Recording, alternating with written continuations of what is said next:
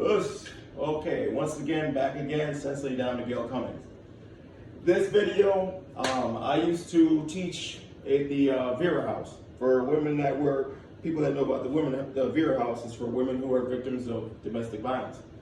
In this video, women, you're going to be the lucky ones because I'm going to show you real self-defense applications that can defeat any male, any size, it don't matter, big size, gorilla, or whatever.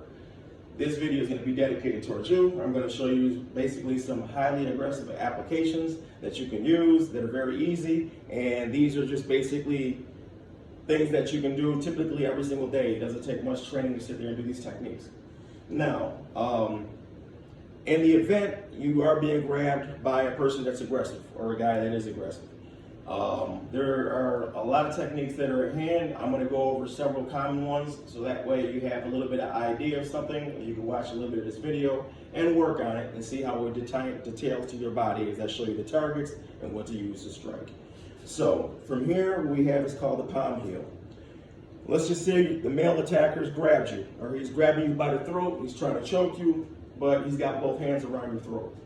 Easiest way out of this technique, instead of having to wrestle back and forth where it comes to a power or show of power, what you're going to do is, as you're being grabbed, you're going to slide back a little bit because you're going to drop your body weight just a hair. As you're shifting back and that person's grabbed a hold of you, what you're going to do is grab hold of one of their hands as you're shifting back, so that way they still go with you and they're locked into the technique you're about to do. So right here, they grabbed you, they got you real tight, you grab hold, bam! And what you're gonna do is you're gonna do a rising thrust right here to the bridge of the nose, under the nose.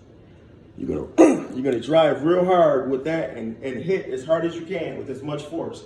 When you hit that guy, you wanna see, you're aiming for the back of his head. So when you hit his nose, you want your hand to come out the back of his head. Straight follow through. Don't hesitate, do not pause. This person's trying to hurt you. So the thing is, you want to think aggressive and you want to think, I'm going to win. You ain't doing this. So when you turn around and grab a hold of that wrist, remember, he grabs you, you grab him. That's the first technique on this. So when they grab you, they got you by the throat. Also, like I said, with the one hand, you grab two just as well. Keep this hand down because it's like a ghost hand. You don't want him to know what your intentions are. You want this hand to stay down until the moment you're ready to attack. By the time you step forward, he's going to try to regain his balance because with your momentum and your body weight, you're drawing him towards you. So when you step back, bam, that's where you're going to rise and you're going to hit him right here in the nose. That is a very highly dangerous technique, and what's going to happen is it's going to cause his eyes to water. The hands are going to go where the body feels pain. So what's going to happen is he's going to grab his face. That'd be a good time to try to get out of there. You got the opportunity to think that his adrenaline's pumping and that he's really going to turn around and try to do something to you, then that's when you're going to apply another technique. It's called King Daddy. You're going to use the front of this foot right here, this part. That front part of your foot, when the legs are open, you're going to kick with your front foot. So you're going to kick with this part right here between the groin. You don't kick to the groin using the balls of your feet from here. You don't kick with your heel, you're going to kick with the front. The reason why is because when you drive that kick, it's going to be 1,000 times more effective. It's definitely going to drop him over because the testicles have nowhere to escape. When you take the flat of your foot and you kick him between the legs, his testicles are going to go into his pelvis. So now they're being squashed. You're basically squashing his stones. Without nowhere to go, they're going to flatten, and the pain is going to be so excruciating, they're going to swell up, and he's not going to be able to move. It's going to hurt his legs even touching his Roy Rogers.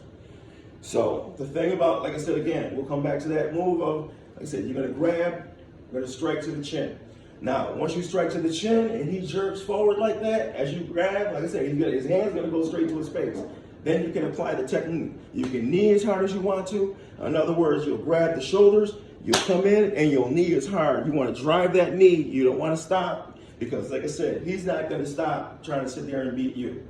So when you drive that knee, get the hell out of here. That's the feeling I want you to have when you turn around and you hit him. You're fighting for your life. This isn't something where, okay, let me just, tap him and it'll be enough. No, he's trying to hurt you. And if he gets that second wind and the adrenaline kicks in, it's going to be harder to stop him if you don't have techniques. So what you're going to do, one, that's at your disposal. When you drive that that heel palm, you have the knee to a strike, and you have the kingeti. So when he turns around, he grabs his face, and he's here, wham! Aim that kingeti straight to his groin. You're gonna feel his rocks. You're gonna feel his rocks on your foot, and he's gonna fall, and he's gonna be bent over trying to pull his puppets back out of his stomach. So trust me, it does work and it's effective. Another technique, if he's grabbing a hold of you with the same type of theory, the same type of, not theory, but the same technique, instead of doing the palm, you'll use what's called kami deuchi, which is called the bear strike, and in Kung Fu, we call this the leopard's fist. This, I don't recommend you doing this unless it's absolutely necessary, because this is a lethal technique. And like I said, and I stress it again, the techniques of Goju Ryu are very, very aggressive and lethal. You can kill people with these techniques. The leopard's fist. Summoning up that power again. Bringing the attacker back as you sit there and you shift your weight from the same thing that I showed you, striking to the Adam's apple.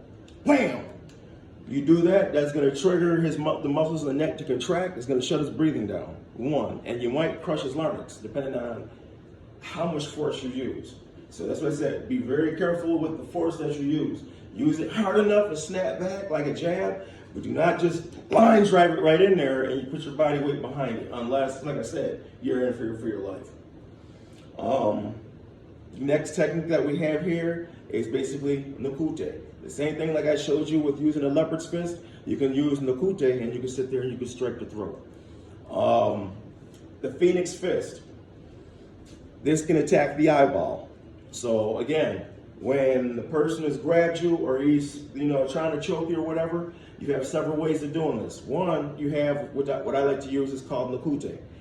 I like to do it in a Reiki motion. So from here, you're going to do a Reiki motion and you're going to go straight to the eyeballs.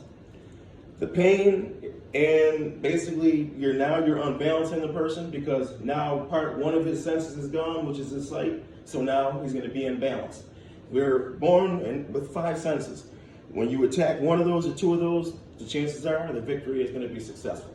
So therefore, you take the Nakute and you strike to the eyes or right to the eyes, or you put their fingertips on the chest, rise up and go into the throat. Or, like I said, you can turn around and rise to the throat and grab and twist as you're pushing forward, which adds more force. The force and the momentum is going to come from your hip. So remember, when you're striking with an attack, you want your elbow and your waist to coordinate together. So when you turn around and you throw that blow, when you're ready to make contact, then you send the arm out. So see how I'm making my body move? I'm using my whole body. My elbow is aligned until I'm ready to make that attack. So now with the momentum and the force of my body weight is going to cause a lot of damage. All right, so the next thing that we're going to sit there, we're going to discuss from there.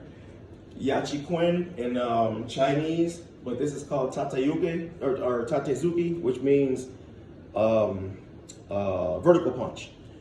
Vertical punch to the solar plex. This is the solar plexus right here. You strike the gentleman with a rising vertical fist to the solar plex, and you want to bend that fist so it hooks, and you see how these 2 knuckles protrude up, and you want to make this a tight fist. So here, you're going to use that to turn around, sit there, and attack the solar plex. Another technique that you can use if a guy's grabbing you by the throat, your 2 thumbs, what you're going to do is, these 2 are weapons right here. You're going to make a fist, and you're going to take your thumb, and you're going to put your thumb on your fist like this. On the ribs, there's vital areas. There's highly sensitive nerve endings. If you take your thumbs and you tap your rib cage like this, it hurts. It don't care how big you are, how much muscle you have. As soon as you take your fingers here and you push, it's going to hurt very badly. That was what we call a penetrating blow. From here, if I'm being grabbed, I'm coming in with a hook. From here, coming in with a hook. So if you feel this little tap and what this can do, just imagine when I do the hook and I come in with this. It's going to shut the person's breathing down, it's going to make them cramp up, and it's going to set me up to do some very bad stuff to that person. I can go use bad intentions on them. Another technique I'm going to show you is here. On the hand, there's a lot of bones. The majority of a lot of bones in the hands and in the feet. If an attacker grabs you or a guy grabs you and you don't want him to grab you, you're going to take, again, your fist, which remember we had the leopard's fist, but this time you're going to have your fist, it's going to look just like this. You're going to take your fist, and on the back of their hand, when they grab, you're going to come down as hard as you can with these knuckles, and you're going to hit right on the back of the hand. What's going to happen is there's so many bones, even though his hand looks big and it looks like it's muscular, there's so many bones, and the connection to all those bones is really, really fragile. So when you strike down with that force and you strike with this part of the hand, you're going to break the hand. The bones are going to fall apart. He's not going to be able to sit there and sustain that blow. And like I said, I've seen guys with huge hands, and that technique has been applied, and their hand just balloons right up within seconds. And it's just from a tap. It doesn't take that much pressure to break the back of the bones in the hand. What happens is that the bones are going to break. He goes to make a fist. The pain is going to be excruciating. He's not going to be able to make a fist because once the bones and everything disengage, they're going to grind together. His hand is weak. He's going to be one hand, and that ain't going to be able to do too much to you. Okay, so that's another sharp technique to sit there and use. Another one, remember when we were kids and we used to pluck like this? Let's just say, for instance, and this goes for police officers. This is a technique that I showed a couple of police officers. If you got a suspect who's grabbing you and you got your hand on your weapon and you're trying to not have him grab your weapon, what you want to do from that point, as he's focused on trying to get that weapon, you take that finger and pluck him right in the eyeball. It might sound like it's nothing, but trust me, rest assured, the psychological trauma that it's going to do is going to make that person freak out and grab your eyeball. It's going to make them think that they just lost an eye. So with that much trauma, yes, they're going to basically release their grip from you. If you have an event where a person's grabbed a hold of your hair and they got your hair tied up and they're trying to take you down, the fingers, take both of your thumbs right to the eyes. Hold the sides of the person's head and push your thumbs into their eyes with enough pressure. And I'm not going to tell you how to do this or how to line up to do this because this could land into a lot of trouble for you. But it's called ejecting the eyes. The eyeballs can pop out of the sockets if the pressure is applied just right and your hand technique is just right. And which I said I'm not going to go into showing that technique. So there's a few commonalities that you have right there. You have the groin, another one, the side of the thigh.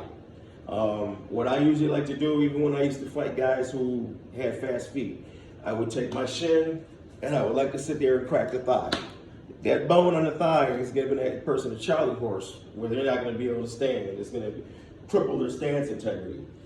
If you have a chance to, like I said, the foot is a weakness, just like the hands. It has a lot of bones in it. If you can't use your heel, dig your heel into their foot. Crush the bones if you have to. Another solid technique that you can do, inside the thigh, the left side of the thigh is the femoral artery.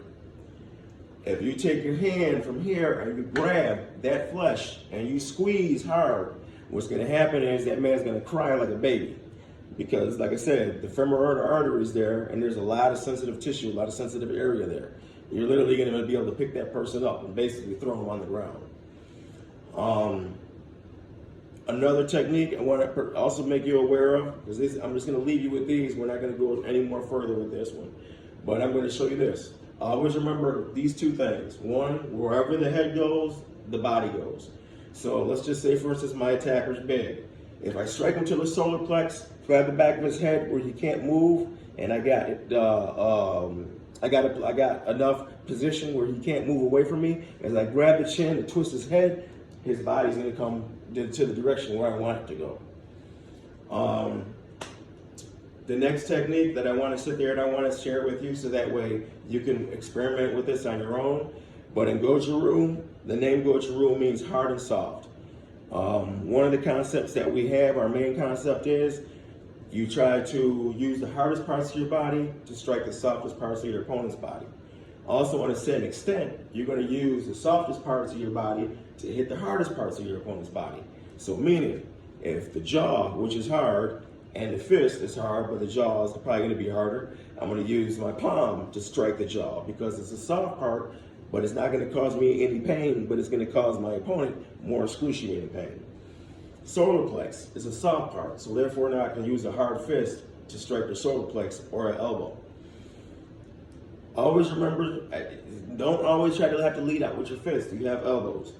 Elbows will end the technique very fast, and it happens to be one of the most Matter of fact, my favorite technique. I love using my elbows. I'm very vicious with my elbows, and I'm very fast. The hand-to-hand that I've always had, trust me, I've never had anybody make it past an elbow. It ends the fight. Elbows are very, very, very cruel, and they're very vicious. So don't forget, you have elbows, you have knees. Use those tools that you have. Take a look at the video I showed you. I'll show you a few more on down the road. But I just want to show a couple basic things, and I hope you enjoy it.